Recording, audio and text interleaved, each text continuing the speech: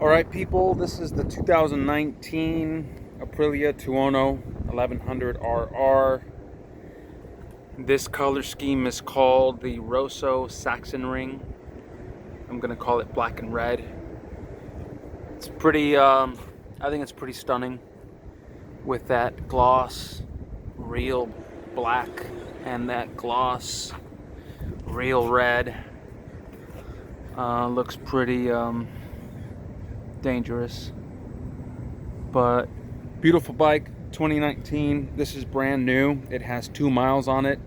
I'm putting on the setup miles as we speak. It has, I think, exactly 2 miles. I'll put another 2 or 3 before I bring it back to the showroom.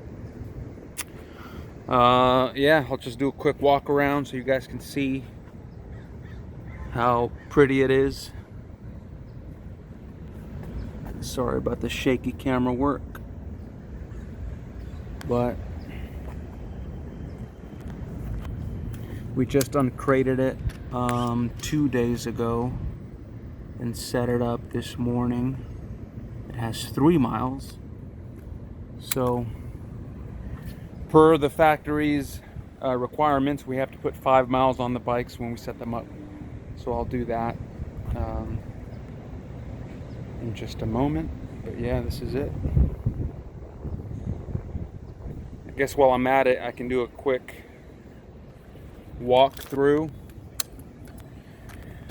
on the different features here on the dash. If you guys are not familiar, let's see if I can do it one-handed while holding the phone. So we have this beautiful TFT screen. You'll see under the odometer there's Aprilia traction control set at 2, and that can be changed from 1 all the way up to 8 on the fly with these paddles here on the left handlebar. The minus button is in the front, the plus button is here right in front of you. That can be done on the fly anytime. In good, decent conditions, and I recommend never more than 4. 3 I think would be ideal. And then to the right of that you have race. You see that on the screen? That's the engine mode. You have 3 modes: sport, track, and race. Basically speaking, sport is the nicer setting, the easier setting.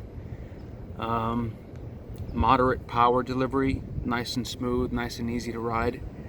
And race and track both have the same power, same throttle response, with the exception of when you close the throttle, race mode has a lot less engine braking.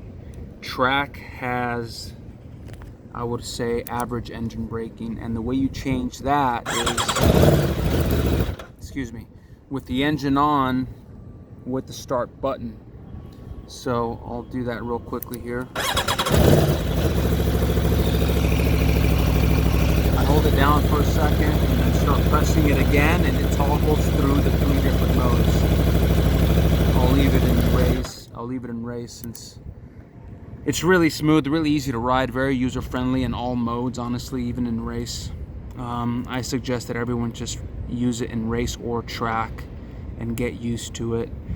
Below those 2 settings, you have the APRC settings: ABS on the left, wheelie control in the middle, launch control to the right. So those settings are from 1 to 3. Quick side note, you can turn all of these things off, meaning traction control, ABS, wheelie control, and launch control. So ABS setting, let's talk about that real quickly.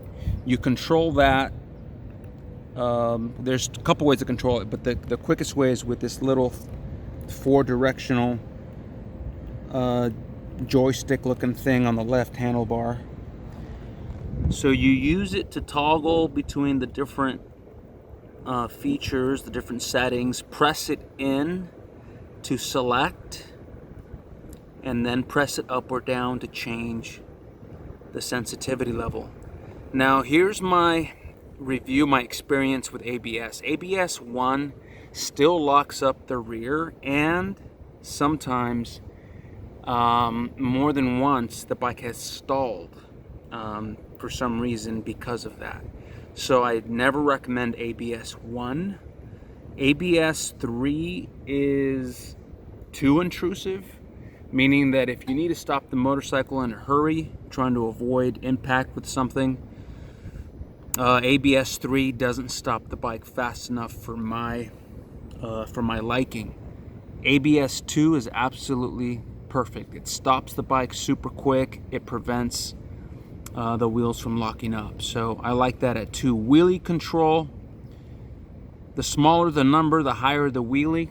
I'm not a wheelie guy, so I leave that at 2 just because it's easy to remember. ABS 2, wheelie control 2. Launch control, that's only for race environments, race settings, drag racing, race starts. I personally do not race, even though I do a ton of track days. I don't drag race. So for me personally, to keep it super simple, and this is what I recommend to our average customers, ABS 2, wheelie control 2, launch control 2. Really simple. Now that's basically it. And at the odometer, that little odometer section, you can change that. I don't know if you can see it on my phone screen, but you can toggle between the different trips. Let me get it back to odometer there. And also you can go into menu and explore a lot of the same things you can do from the home page, from the home screen. The quick shifter you can turn off, the quick shifter down you can turn off. There's a lap timer, there's Bluetooth features. You'd have to add a Bluetooth accessory to make use of that, which is an awesome, fun thing to have when you do track days. And that's basically it, guys. I'll do one last quick walk around the bike, and I will sign off. Signing off from beautiful Santa Monica, California, about 1.5 miles from our shop. Thank you.